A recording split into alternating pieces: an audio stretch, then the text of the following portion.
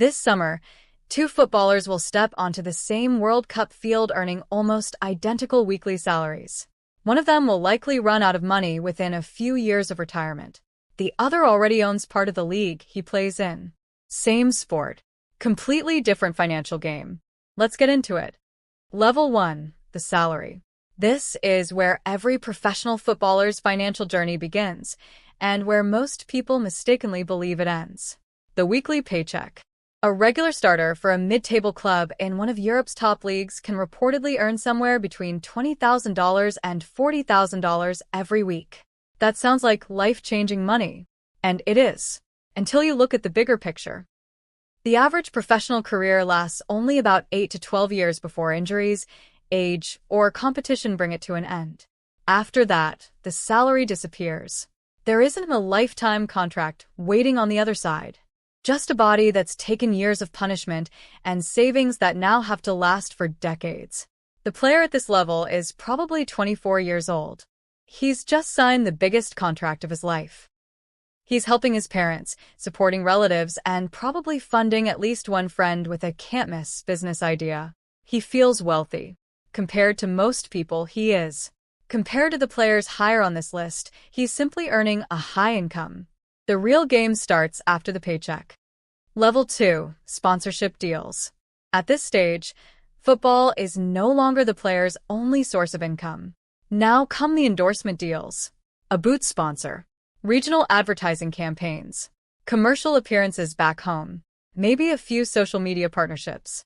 For a player who's become a regular international selection, but hasn't yet reached global superstar status, these agreements can reportedly add hundreds of thousands, or even several $1 million, to annual earnings. This is usually the moment the player hires his first financial advisor, often someone recommended by an older teammate. It's also the first time someone tells him about investing instead of simply spending.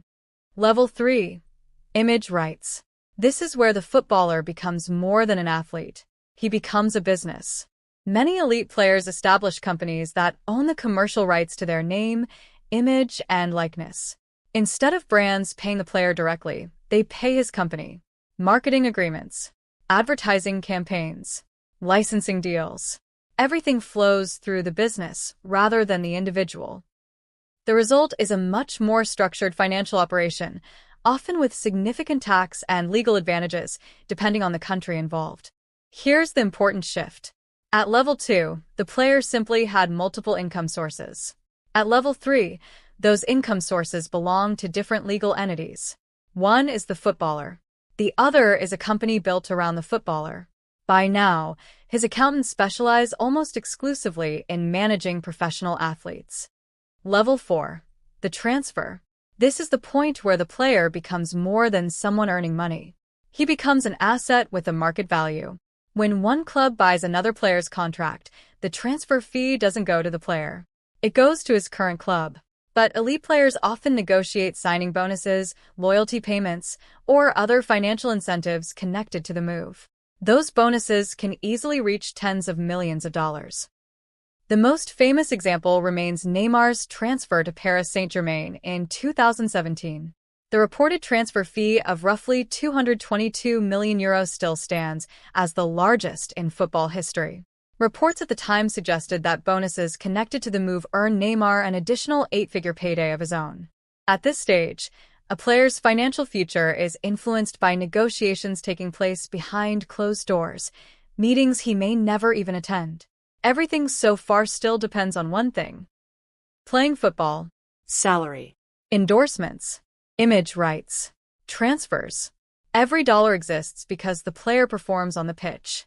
The next levels change that completely. Level 5. The investment portfolio.